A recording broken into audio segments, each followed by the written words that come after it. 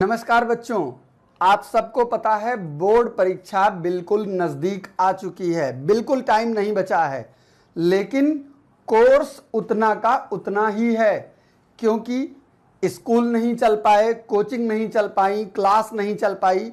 तो अब इस प्रॉब्लम में आपकी तैयारी कैसे हो कि आपको बोर्ड परीक्षा में अच्छे नंबर मिलें, इसके लिए मैंने ये एक सीरीज शुरू की है। इस सीरीज में मैं केवल ऐसे क्वेश्चन लेके आया हूं जो बोर्ड एग्जाम में बार बार पूछे जाते रहे हैं। ज्यादा से ज्यादा उनमें सिर्फ नंबर्स चेंज हुए हैं। शुरुआत में मैं रिलेशन एंड फंक्शन की 2 वीडियोस बना चुका हूं। उन दोनों वीडियो में रिलेशन से जैसे क्वेश्चन पूछे जाते रहे हैं, फंक्शन से जैसे क्वेश्चन पूछे जाते रहे हैं, दोनों पर डिस्कशन हमने किया है। एक एक एग्जाम्पल सबका बताया है। अगर आपने उन वीडियोस को अभी तक नहीं देखा है तो ये ऊपर आई वाला आइकन प्रेस करके आप उस वीडियो को देख सकते हैं। मैं सारी वीडियो आपको मिल जाएंगी, नीचे डिस्क्रिप्शन में आपको सारी वीडियो मिल जाएंगी। कम समय में अगर आप बोर्ड एग्जाम की अच्छी तैयारी करना चाहते हैं और अच्छे नंबर पाना चाहते हैं तो हमारे साथ जुड़ जाइए। मैं अपने 20 सालों के अनुभव के आधार पर केवल इंपॉर्टेंट क्वेश्चन बताने वाला हूं जो आपको एग्जाम में अच्छे नंबर श्योर दिलाएंगे अगर आपने मेरे बताए हुए क्वेश्चंस को तैयार कर लिया। आज का हमारा चैप्टर है प्रतिलोम त्रिकोणमितीय फलन, जिसको इंग्लिश में बोला जाता है इनवर्स ट्रिगोनोमेट्रिक फंक्शन। वैसे तो मैं ये वीडियो हिंदी में बना रहा हूं, लेकिन अगर आप इंग्लिश मीडियम के छात्र हैं तो भी परेशान होने की जरूरत नहीं है, क्योंकि मैं मोस्टली वर्ड इंग्लिश, जो हिंदी वाले कॉमन वर्ड हैं, उनको मैं इंग्लिश में बता दूंगा। इसके अलावा इंग्लिश में अलग भी वीडियोस मेरी बनी हुई हैं, आप सर्च करके उनको भी देख सकते हैं।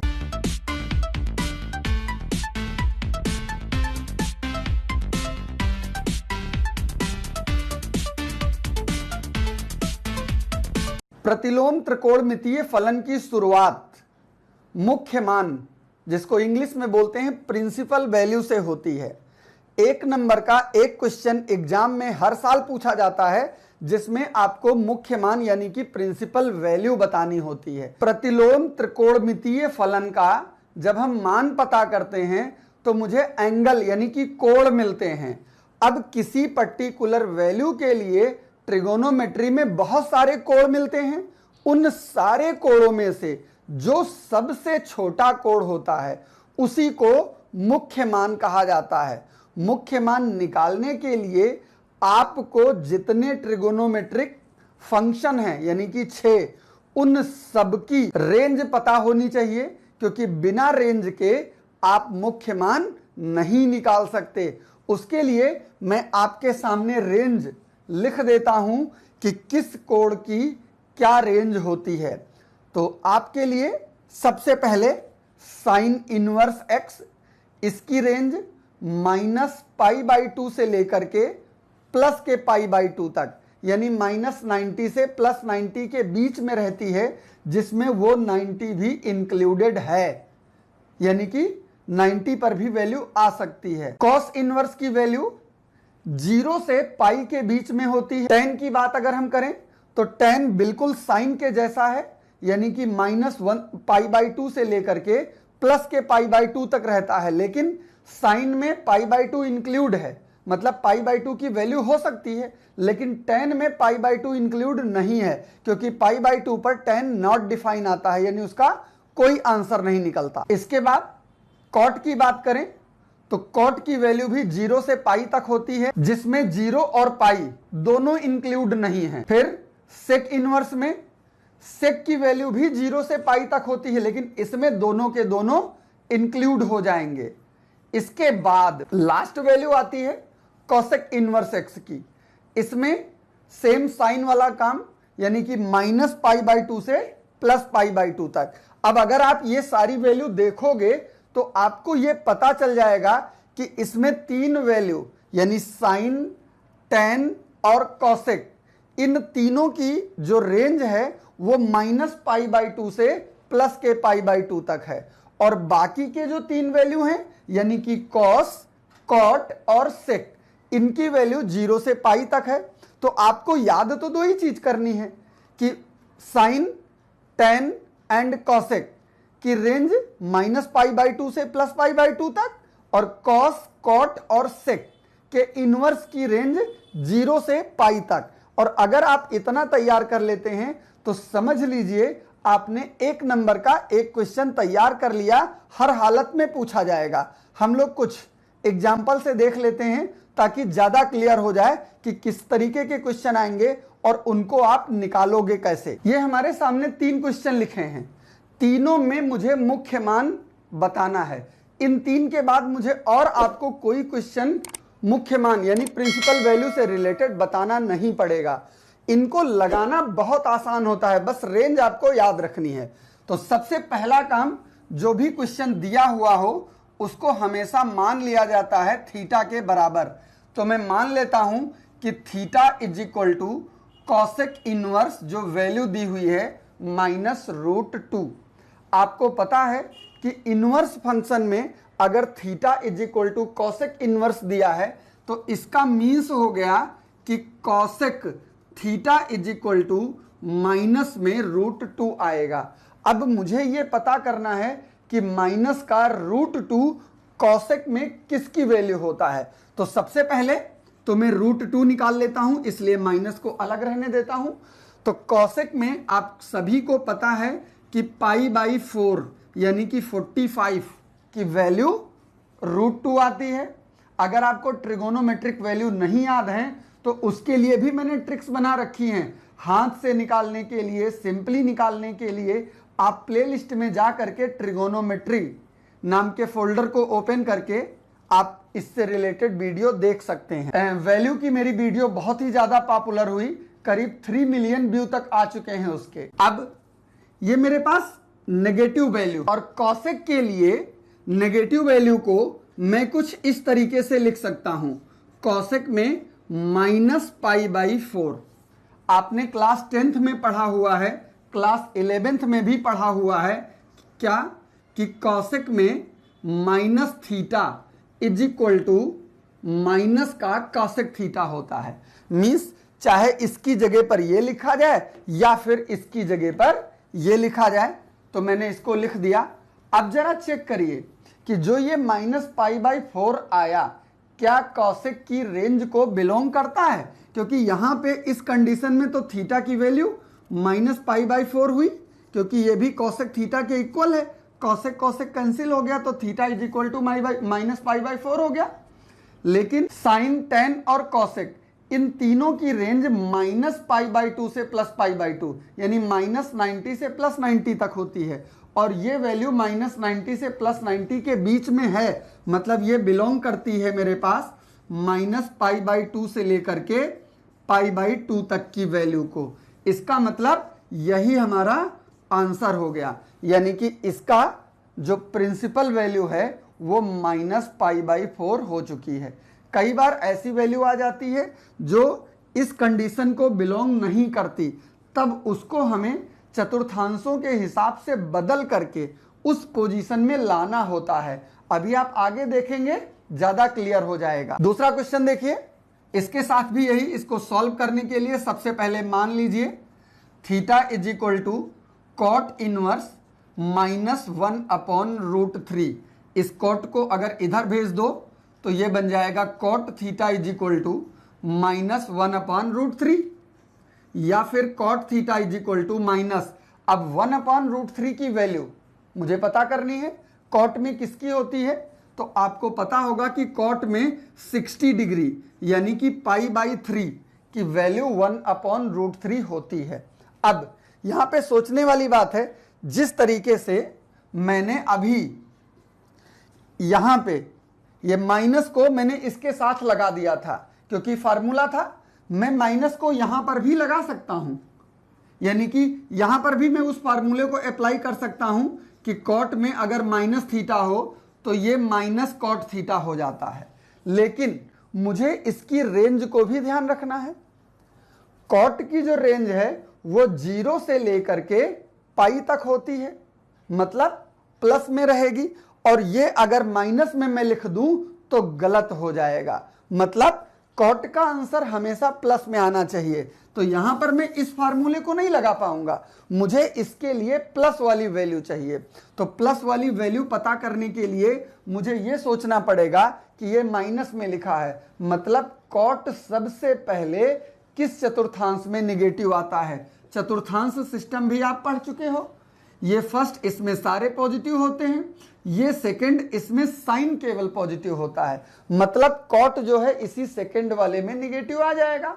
और सेकंड की जो वैल्यू होती है वो होती है पाई माइनस थीटा, मतलब इसकी जगह पे जो वैल्यू आएगी वो कुछ इस तरीके से होगी, पाई माइनस पाई बाई 3, क्योंकि थीटा की जगह पे पाई बाई 3 है। अब इसको अगर आप सिंप्लीफाई करोगे तो 3 1 जा 3, 3 से 1 सब्ट्रैक्ट होकर के बचा 2 पाई बाई 3, यानी कि cot theta is equal to, cot में 2 पाई बाई 3 हो गया, तो theta is equal to 2 pi by 3 हो गया। और ये बिलोंग करेगा कॉट की रेंज को, और कॉट की रेंज हमारे पास क्या है, 0 से लेकर के पाई तक। और ये वैल्यू 2 पाई बाई 3, अगर मैं इसको डिग्री में चेंज करूं यानी पाई की जगह पे 180 रखूं तो ये 120 डिग्री आएगा, और 120 0 से पाई के बीच में होती है, मतलब इसका जो मुख्य मान है यही हो गया, और यही हमारा आंसर है। तो यानी पॉसिबल है कि निगेटिव को ना बदलना पड़े, और पॉसिबल है कि निगेटिव को पॉजिटिव बनाना पड़ जाए। इस काम के लिए आपको मदद करेगा उसकी रेंज। तीसरा वाला क्वेश्चन देख लीजिए, इसको भी मैं सॉल्व करके दिखा देता हूं। तरीका वही है, सबसे पहले मान लीजिए कि theta is equal to cos inverse minus का √3/2, तो इसको मैं लिख सकता हूं cos theta is equal to minus का √3/2, यानी माइनस कॉस में √3/2। आपको पता करना है कि किसकी वैल्यू होती है, तो ये 30 डिग्री की होती है। 30 का मतलब हो गया पाई बाई 6। अब जरा यहां पे एक नई प्रॉब्लम आ गई, क्या, मैं इस माइनस को इसके पास भेज ही नहीं सकता। क्यों नहीं भेज सकता, आपका जो फार्मूला है कॉस में माइनस थीटा, ये भी प्लस में कॉस थीटा आ जाता है, मतलब कभी कॉस में बाहर माइनस आता ही नहीं है। तो कॉस के साथ तो बहुत सबसे सिंपल सी बात है, जब माइनस बाहर आता ही नहीं है तो तुरंत आप चतुर्थांश के हिसाब से चेक कर लो। भाई पहले में सारे पॉजिटिव और दूसरे में साइन पॉजिटिव, मतलब ये कॉस है तो ये दूसरे में ही निगेटिव मिल जाएगा, और दूसरे में इसको मैं क्या लिखूंगा, पाई माइनस पाई बाई 6। अब इसको सॉल्व कर दो, तो जब इसको मैं सॉल्व करूंगा तो ये मेरे पास आएगा 6 1 जा 6, और 6 से 1 सब्ट्रैक्ट हो गया, यानी कि 5 पाई बाई 6। तो थीटा इज इक्वल टू हो गया 5 पाई बाई 6। ये 5 पाई बाई 6 जो है ये आपके इंटरवल 0 से पाई के बीच में आता है, तो मैं लिख दूंगा 5/6 बिलोंग्स टू 0 to पाई, और यही हमारा आंसर हो गया। आपको अगर इंटरवल याद रहता है लिख दीजिए, नहीं याद रहता है तो ये लिखना कोई जरूरी नहीं है, लेकिन आंसर सही निकलना चाहिए। और इन आंसर्स को निकालने की एक ट्रिक भी है, क्या, जिनकी रेंज -90 यानी -π/2 से +π/2 तक रहती है, मतलब कोई क्वेश्चन साइन का आ जाए, साइन इनवर्स का आ जाए, कोई क्वेश्चन कॉसेक इनवर्स का आ जाए, या कोई क्वेश्चन टेन इनवर्स का आ जाए, तो जो भी एक्चुअल वैल्यू निकलेगी वही आपकी प्रिंसिपल वैल्यू होगी। लेकिन बाकी के 3 में चाहे जो वैल्यू आए वो प्रिंसिपल वैल्यू तभी बनेगी जब उसको आप इस तरीके से पाई में से माइनस करोगे। तो आप बगैर लगाए ऐसा भी यूज कर सकते हो। वैसे इसमें इन सब कंडीशंस के लिए फार्मूले दिए गए हैं, फार्मूले प्रूव करने को भी आते हैं, लेकिन अब प्रॉब्लम यहां पे ये उठती है कि आप अगर याद करोगे तो कितने याद करोगे, इसलिए आपको फार्मूला याद नहीं करना है, प्रूव करके निकालना है। तो कुछ मेन जो फार्मूले हैं सारे तो नहीं प्रूव कराए जा सकते, लेकिन जैसे मैं एक प्रूव कराऊं, अब उससे रिलेटेड जितने फार्मूले हैं वो सारे आप प्रूव कर लो, तो आपके लिए भी आसान रहेगा और मेरे लिए भी आसान रहेगा। अगर क्लास 11th वाले ट्रिगोनोमेट्री के फार्मूले आपको याद हैं तो आपको ये चैप्टर बहुत इजी लगेगा, और अगर नहीं याद हैं तो मैं कोशिश करूंगा कि इस चैप्टर को कम से कम फार्मूले में निपटा दूं। यानी कि आपको बहुत ही कम फार्मूले याद करने पड़े लेकिन सवाल आपके सारे लग जाए। तो जब हम फार्मूले की बात करते हैं, यानी कि जब फार्मूले की स्टार्टिंग करते हैं, तो सबसे पहले बेसिक ट्रिगोनोमेट्रिक फार्मूलों की जरूरत पड़ती है। बेसिक में कौन कौन से फार्मूले हैं? सबसे पहला फार्मूला है sine inverse x is equal to होता है कॉसेक इनवर्स 1/x। इसके बाद cos inverse x is equal to sec inverse 1/x, tan inverse x is equal to cot inverse 1/x, cot inverse x is equal to tan inverse 1/x, sec inverse x is equal to cos inverse 1/x and cosec inverse x is equal to sine inverse 1/x। ये basic trigonometric फार्मूले हैं। जैसे trigonometry की starting basic ratio से होती है, उन्हीं से बने हुए ये फार्मूले हैं। आपने 11th में पढ़ा है कि sine theta is equal to 1/cosec थीटा, सेम उसी से रिलेटेड फार्मूला है। साइन और कॉसेक वही है, बस एंगल चेंज हो गया है, थीटा की जगह एक्स आ गया है, लेकिन वहां पे पूरा एंगल सहित ट्रिगोनोमेट्रिक रेशियो नीचे आ जाता था। यहां पे सिर्फ एंगल चेंज हो रहा है क्योंकि हम लोग इनवर्स में बात करते हैं। कभी कभी ये प्रूव करने को आ जाते हैं, तो मैं इसमें से आपको एक प्रूव करके दिखा देता हूं, बाकी के 5 आप लोग खुद प्रूव करिएगा। अगर कोई प्रॉब्लम होती है तो कमेंट करके मुझे जरूर बताइएगा। मैं पहला ही प्रूव कर देता हूं। अगर मैं मान लूं कि theta is equal to sine inverse x है, तो मैं साइन को दूसरी तरफ भेज करके यानी इसको ऐसे लिख सकता हूं, x is equal to sine theta. अब मुझे कॉसेक में प्रूव करना है, मतलब मुझे इसका उल्टा लेना पड़ेगा। तो जब मैं इधर उल्टा करूंगा तो इधर भी उल्टा हो जाएगा। तो x का उल्टा 1/x होता है और साइन का उल्टा कॉसेक थीटा होगा। तो जिस तरीके से theta is equal to sine inverse x को x is equal to sine theta लिखा जा सकता है, इसी तरीके से यहां से भी तो मैं theta is equal to cosec को दूसरी तरफ ला सकता हूं। तो अगर कॉसेक को दूसरी तरफ लाइए तो ये बन जाता है theta is equal to cosec inverse 1/x। अब ये भी थीटा है और ये भी थीटा है, इसका मतलब ये हुआ कि ये sine inverse x is equal to cosec inverse 1/x हो गया, और यही मेरा फार्मूला है। अब इस फार्मूले का यूज करके आप चाहे जहां कोई भी क्वेश्चन सॉल्व कर सकते हैं, लेकिन इसी तरीके से इनको भी सॉल्व करके देख लीजिएगा। कई बार ये 1-1, 2-2 नंबर में फार्मूले पूछता है। इसके बाद दूसरी कंडीशन में माइनस वाले फार्मूले आते हैं, ये भी 6 ही हैं, कि अगर साइन इनवर्स के साथ माइनस साइन एक्स है तो ये माइनस का साइन इनवर्स एक्स हो जाता है।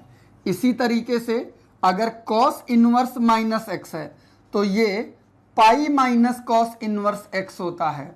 अगर tan इनवर्स माइनस एक्स है तो ये माइनस का tan इनवर्स एक्स होता है, और अगर ये कॉट इनवर्स एक्स है माइनस में तो ये pi minus cot inverse x हो जाता है।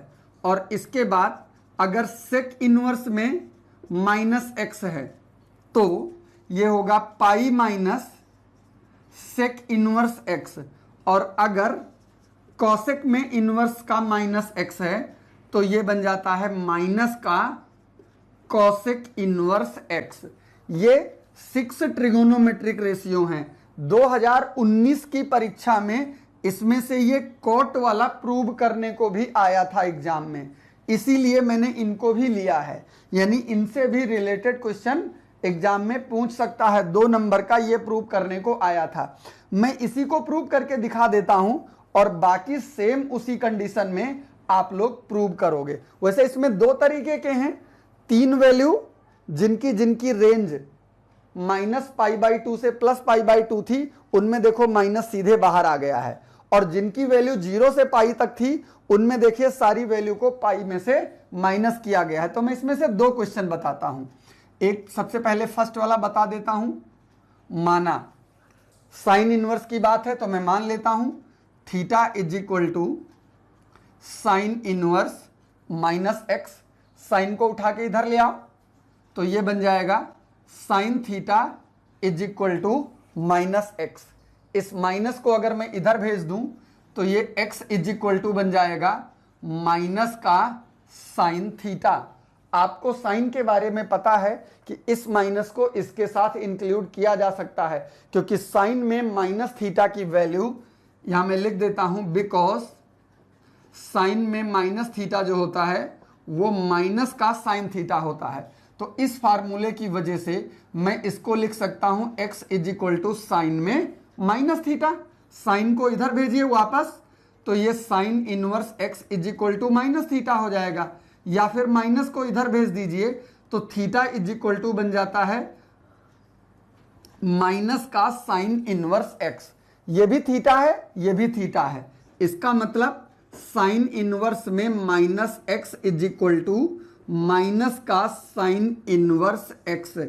इस कंडीशन का यूज आप प्रिंसिपल वैल्यू निकालने के लिए भी कर सकते हैं। मतलब कि अगर आपको साइन से रिलेटेड कोई प्रिंसिपल वैल्यू पूछी जाती है तो आप डायरेक्ट इसी को अप्लाई कर सकते हो, साइन, टेन और कॉसेक तीनों में। अभी जैसे मैंने आपको एक करके भी दिखाया था, अभी मैंने आपको कॉसेक इनवर्स में -√2 की वैल्यू निकाल के दिखाया था। अगर आपको ये कंडीशन पता है तो आपको रेंज सोचने की जरूरत नहीं है, आपको सीधे पता होगा कि कॉसेक में माइनस बाहर आ जाता है। तो कॉसेक में माइनस बाहर आने का मतलब इसको लिखा जा सकता है माइनस का कॉसेक इनवर्स √2। तो इज इक्वल टू माइनस, और कॉसेक में √2 की वैल्यू π/4 होती है, तो ये एक लाइन में आंसर निकल आता है बगैर किसी प्रॉब्लम के। ना मुझे रेंज से मतलब है और ना मुझे डोमेन से मतलब है। उम्मीद है समझ में आया होगा। अगर वीडियो अच्छी लग रही है तो आप अपने फ्रेंड्स के साथ शेयर जरूर करिएगा। चलिए मैं इसका दूसरी वैरायटी का भी क्वेश्चन आपको बता देता हूं। अब ये मैं कॉट वाला प्रूव करके दिखाता हूं। मान लेता हूं theta is equal to cot inverse minus x. Cot को इधर ले आओ तो ये cot theta is equal to minus x हो गया, और x इज इक्वल टू जब ये माइनस इधर आएगा तो ये बन जाएगा माइनस का कॉट थीटा। अब मुझे ये पता करना है कि कॉट निगेटिव सबसे पहले कहां होता है। तो कॉट निगेटिव सेकंड क्वाड्रेंट यानी द्वितीय चतुर्थांश में हो जाता है, और द्वितीय चतुर्थांश की जो भी वैल्यू होती है वो π-θ के साथ लिखी जाती है। कॉट को इधर भेज दीजिए तो ये बन गया cot inverse x is equal to π-θ। मुझे तो केवल थीटा चाहिए तो इसको उधर भेजो तो ये बन गया π- कॉट इनवर्स x। अब थीटा की जगह पर थीटा का मान रख दो, यानी कि cot inverse minus x is equal to π- cot inverse x। और ये प्रूव हो गया। प्रूव करने में तो ये 2 नंबर देगा, लेकिन इससे भी मुख्य मान पूछता है। इसका भी क्वेश्चन अभी हम लोगों ने लिया था, मैं इससे भी करके दिखाता हूं। आपका क्वेश्चन था कॉट इनवर्स -1/√3, इसकी वैल्यू मैंने अभी पूछी थी। तो अब इसको अगर इसके हिसाब से सॉल्व किया जाए तो मैं डायरेक्ट इसमें लिख दूंगा π- कॉट इनवर्स 1/√3, और π- कॉट में 1/√3 जो वैल्यू है 60 डिग्री की, मतलब ये हो गया π/3। सॉल्व करिए, 3 बन जा 3, 3 से 1 सब्ट्रैक्ट हो गया 2π/3, और यही मेरा आंसर हो गया। इसके बाद तीसरी कंडीशन में जो फार्मूले हैं ये बहुत ज्यादा इंपॉर्टेंट हैं। Sine inverse x plus cos inverse x is equal to π/2 and tan inverse x plus cot inverse x is equal to π/2 and sec inverse x plus cosec inverse x is equal to π/2। सिर्फ ये 3 फार्मूले हैं, और UP board में तो ऐसा कोई साल नहीं हुआ जिस साल इन तीनों में से कोई न कोई क्वेश्चन आपसे न पूछा जाए। तो अगर आपको ये सीखना है तो कम से कम एक में तो प्रूव करके दिखा दूंगा, बाकी आप खुद करोगे। तरीका वही है जो सब में करता आ रहा हूं। मैं किसी एक को थीटा लेट कर लूंगा, चलिए मैं पहला ही प्रूव करके दिखाता हूं। माना theta is equal to sine inverse x, इस साइन को अगर इधर भेज दो तो x इज इक्वल टू बन जाता है साइन थीटा। मुझे साइन के साथ कॉस भी चाहिए और इसमें तो कहीं कॉस है नहीं, तो साइन को चतुर्थांश लगा करके कॉस में बदल दो। तो साइन कॉस में कैसे बदलेगा, इसकी जगह पे मुझे 90 वाला फार्मूला लगाना पड़ेगा, मतलब पाई बाई 2 माइनस थीटा। आपको पता है cos pi by 2 minus theta is equal to sine theta. इस फार्मूले से मैंने साइन की जगह पे कॉस लिख दिया। इस कास को अगर वापस ले आओ तो ये बन जाता है cos inverse x is equal to pi by 2 minus theta. इस थीटा को भी अगर इधर ले आओ तो theta plus cos inverse x is equal to pi by 2 होता है। थीटा की जगह पे थीटा की वैल्यू अगर रखो तो sine inverse x plus cos inverse x is equal to pi by 2, और यही मुझे प्रूव करना था। ये 2 नंबर में कई बार, दसियों बार पूछा गया है बोर्ड परीक्षा में, तो आपको ये तीनों तो बिल्कुल रट डालने हैं। और डिफरेंशिएशन में ये फार्मूले बड़ी मदद करेंगे आपकी। जब आपको डिफरेंशिएशन में बड़े बड़े क्वेश्चन सॉल्व करने होंगे तो इन फार्मूलों का यूज करके आप उनको बहुत ही छोटे में कन्वर्ट कर सकते हो। इसके बाद आपको इस चैप्टर में सिर्फ और सिर्फ कन्वर्जन सीखना है। वैसे तो फार्मूले साइन के होते हैं, कॉस के होते हैं, टेन के होते हैं और सेक कॉसेक, मतलब बहुत सारे फार्मूले, इसमें कम से कम 150-200 फार्मूले हैं, लेकिन उतने ना तो याद करना संभव है और ना ही उनका यूज कर पाना। तो मैं आपको ऐसा तरीका बताऊंगा कि आपको वो फार्मूले याद नहीं करने पड़ेंगे लेकिन यूज सारे हो जाएंगे। वैसे भी एनसीईआरटी में केवल टेन और कॉट को ही यूज किया गया है, बाकी और किसी फार्मूले को तो यूज किया नहीं गया। तो मैं अगर उनको अपने पास से यूज कर दूंगा तो पॉसिबल है एग्जामिनर कहो काट दे या फिर आपको पूरे नंबर ना दे। तो मैं ऐसे फार्मूले यूज करूंगा जो एनसीईआरटी में एप्लीकेबल हैं, जिनको कोई भी एनसीईआरटी पढ़ाने वाला टीचर नहीं काटेगा। कन्वर्जन में आपको सीखना है कि साइन, कॉस, टेन, सेक, कॉसेक जितने भी फार्मूले होते हैं उनको अगर किसी दूसरे में बदलना हो तो बहुत ही आसानी से कैसे बदला जा सकता है। सबसे पहले चलिए मैं मान लेता हूं कि माना x theta is equal to sine inverse x. इसका मतलब यह हो गया कि sine theta is equal to x. अब मैं इस साइन को टेन, कॉस, सेक, कॉसेक किसी में भी बदल सकता हूं। उसके लिए आपने क्लास 9th में सीखा था, तुरंत आप एक ट्राइंगल बना लीजिए राइट एंगल का, जिसमें ये एंगल थीटा हो गया। साइन की जो वैल्यू होती है वो परपेंडिकुलर अपॉन हाइपोटेन्यूज यानी लंब बटे कर्ण होती है। तो थीटा के लिए लंब थीटा के सामने यानी ये भुजा हुई और कर्ण की जगह पे 1 है। तो पाइथागोरस प्रमेय का उपयोग करके आप इसका आधार बता सकते हो। तो पाइथागोरस प्रमेय से ये आ जाएगा under root 1 minus x square. तो जब मुझे इसकी तीनों भुजाएं पता चल गई तो अब मैं इसमें से कॉस, टेन, सेक, कॉसेक कुछ भी निकाल सकता हूं। यानी कि अब अभी अगर मुझे इसमें से कॉस थीटा निकालना हो तो cos theta is equal to आधार बटे कर्ण होता है। आधार की वैल्यू है under root 1 minus x square और कर्ण है 1। इसका मतलब अगर मुझे सिर्फ थीटा निकालना होता तो मैं कॉस को इधर भेज देता और ये value cos inverse under root 1 minus x square हो जाती। यानी जब साइन इनवर्स को अगर कॉस में सॉल्व करना हो तो मैं साइन की जगह पर ये वैल्यू यूज कर सकता हूं। अभी मुझे टेन निकालना होता तो टेन लंब बटे आधार होता है, तो लंब की वैल्यू x है और आधार की वैल्यू 1 माइनस एक्स स्क्वायर है। तो इसमें से अगर मैं थीटा निकालता तो ये बन जाता tan inverse x upon under root 1 minus x square. तो इस तरीके से मुझे टेन की वैल्यू पता चल गई। ऐसे ही मतलब साइन की जगह मैं कॉस यूज कर सकता हूं, मैं टेन यूज कर सकता हूं, बाकी कॉट, सेक, कोसेक यानी जितनी वैल्यू होती हैं वो सारे के सारे आप यहां पर यूज कर सकते हो। इसका मतलब ये थीटा इज इक्वल टू हो गया साइन इनवर्स एक्स, ये इज इक्वल टू है cos inverse under root 1 minus x square और ये इज इक्वल टू है tan inverse x upon under root 1 minus x square. तो इस तरीके से ये आपके फार्मूले हो गए। इन फार्मूलों का यूज हम कन्वर्जन में, जैसे मुझे tan का फार्मूला पता है, अब कोई क्वेश्चन मुझे साइन के फॉर्म में मिला और मुझे तो tan का पता है, तो मैं क्या करूंगा, इस फार्मूले को अप्लाई करके उसको tan में बदल दूंगा। मुझे cos पता चला तो मैं cos को बदल सकता हूं, मुझे sec पता चले तो मैं sec को बदल सकता हूं। तो इसी तरीके से अगर cos में आ जाए, cos में भी मैं करके दिखा देता हूं। मान लीजिए कि थीटा इज इक्वल टू आपको cos इनवर्स x मिल गया, तो इसका मतलब क्या हुआ, x इज इक्वल टू हो गया cos थीटा।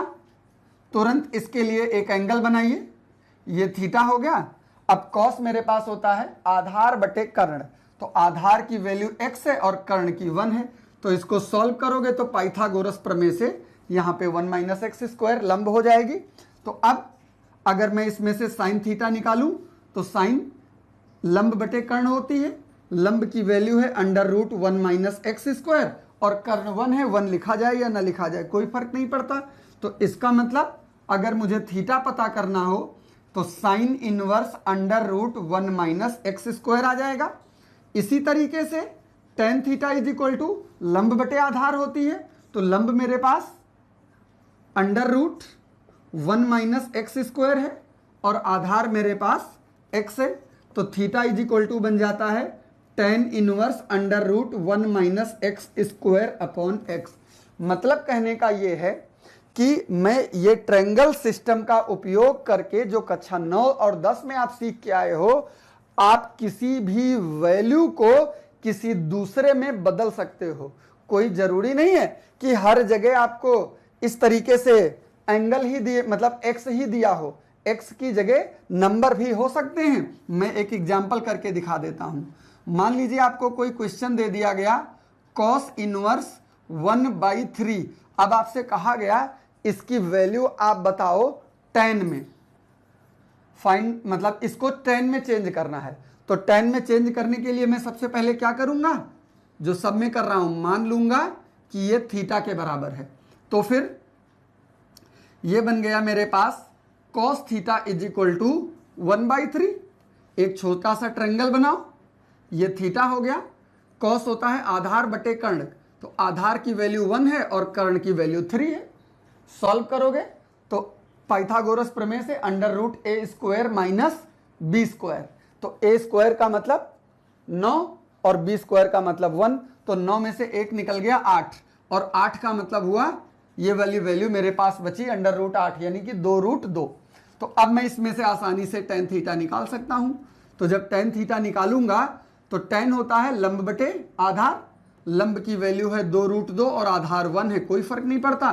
तो थीटा इज इक्वल टू हो गया टेन इनवर्स 2√2, यानी कि कॉस में इनवर्स की 1/3 इज इक्वल टू हो जाता है टेन के इनवर्स में 2√2।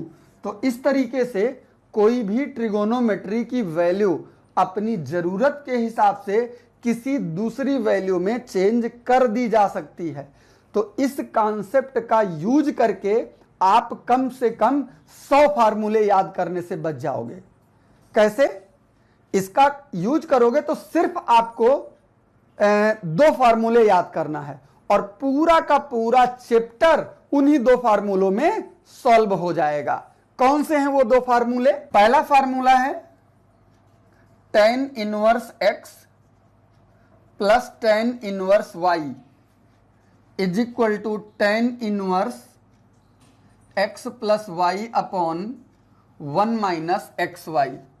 और दूसरा फार्मूला है tan इनवर्स x और minus tan inverse y is equal to tan inverse x minus y upon 1 plus x y. बस इतने ही को यूज करके आपसे क्वेश्चन में कुछ भी पूछा जाए, कहीं से आपको कोई प्रॉब्लम नहीं आने वाली है। तुरंत बिना किसी कंडीशन के आप डायरेक्ट आंसर निकाल लोगे। गड़बड़ कहां पे करेगा? आपको इन्हीं tan की जगह पे साइन में पूछ सकता है, कॉस में पूछ सकता है या किसी और फॉर्म में पूछ सकता है। मैंने आपको कन्वर्जन सिखा दिया, थोड़ी सी 2-4 लाइनें ही ज्यादा होंगी, ज्यादा फर्क नहीं पड़ेगा। आपसे 2-4 लाइनें बढ़ने से आपका जो 4, 5 या 6 नंबर का जितने का भी क्वेश्चन पूछा गया होगा वो तो बच जाएगा। तो यानी 2 लाइनें बढ़ा देने में क्या नुकसान है, आसानी से बढ़ाई जा सकती हैं। तो अगर आपने ये सारे फार्मूले तैयार कर लिए हैं तो इनका मैं यूज करना आपको सिखा देता हूं। एक कंडीशन और, 2 मेरे पास स्पेशल फार्मूले हैं ट्रिगोनोमेट्री के, उनसे रिलेटेड भी क्वेश्चन कभी कभी बन जाते हैं, तो मैं उनकी भी बात कर लेता हूं। पहला फार्मूला आप लोगों ने पढ़ रखा है साइन 2 थीटा का, यह होता है tan के फॉर्म में 2 tan theta upon 1 plus tan square theta. और दूसरा फार्मूला होता है cos 2 थीटा का, यह होता है 1 minus tan square theta upon 1 plus tan square theta. ये 2 ट्रिगोनोमेट्री के स्पेशल फॉर्मूले हैं जो साइन और कॉस दोनों को tan में बदल देते हैं। तो इनसे रिलेटेड फार्मूले भी आपको मिलते हैं। कैसे मिलते हैं? अक्सर इनसे रिलेटेड तो प्रूव करने को पूछ लेता है, तो मैं सीधे प्रूव करके ही दिखा देता हूं। मान लीजिए आपको दे दिया गया theta is equal to tan inverse x, तो इसका मतलब हो गया x is equal to tan theta. अब मान लीजिए मुझे साइन 2 थीटा प्रूव करना है, तो आपको पता है कि sine 2 theta is equal to होता है 2 tan theta upon 1 plus tan square theta. अब अगर इसमें वैल्यू रखो तो sine 2 theta is equal to tan theta की जगह पे x रखोगे तो 2x upon 1 plus x square हो जाएगा। इस साइन को आप दूसरी डायरेक्शन में भेज दो तो 2 थीटा इज इक्वल टू बन जाएगा sign inverse 2x upon 1 plus x square. तो थीटा की जगह पे जब थीटा की वैल्यू डालोगे तो 2 tan inverse x is equal to sine inverse 2x upon 1 plus x square. ये एक कंडीशन बन गई। सेम इसी तरीके से इस फार्मूले को अगर अप्लाई करोगे तो यहां पे आपसे बनेगा 2 tan inverse x is equal to cos inverse 1 minus x square upon 1 plus x square. ये स्पेशल ट्रिगोनोमेट्री के फॉर्मूले हैं। इनसे रिलेटेड जब भी क्वेश्चन पूछेगा तो 4 या 5 नंबर में पूछेगा। वीडियो बहुत बड़ी हो रही है, आपको देखने में भी प्रॉब्लम होगी, इसलिए मैं इस वीडियो को यहीं पे एंड कर रहा हूं, क्योंकि ऑलमोस्ट जितने फार्मूले जरूरत पड़ेंगे वो सब मैंने आपको बता दिए, प्रूव करा दिया। जो मैंने इसमें छोड़ दिए हैं, यानी कि जिनमें से मैंने एक पार्ट लिया बाकी छोड़ दिया, उनको आपको प्रूव करना है। और अगर आप इतना कर लोगे तो आपको अच्छा खासा फार्मूला याद हो जाएगा, कन्वर्जन आपको पता होना चाहिए, फिर आपका इस एक्सरसाइज से कोई भी क्वेश्चन छूटने वाला नहीं है। अगली वीडियो में मैं इसमें जितने भी इंपॉर्टेंट क्वेश्चन हैं जो बोर्ड परीक्षा में पूछे जा सकते हैं या पूछे जाने वाले हैं, उन सब का सॉल्यूशन बताने वाला हूं। थोड़ा सा वेट करना पड़ेगा, बहुत जल्दी इसके अगले टॉपिक जिसमें सारे इंपॉर्टेंट क्वेश्चन ही होंगे, यानी केवल उनका सॉल्यूशन होगा, उस पर वीडियो लेके आऊंगा। तो आज की वीडियो में बस इतना ही। बहुत जल्दी किसी नए वीडियो नए टॉपिक पर फिर मुलाकात होगी। तब तक के लिए नमस्कार और आप देखते रहिए मैथमेटिक्स ज्ञान।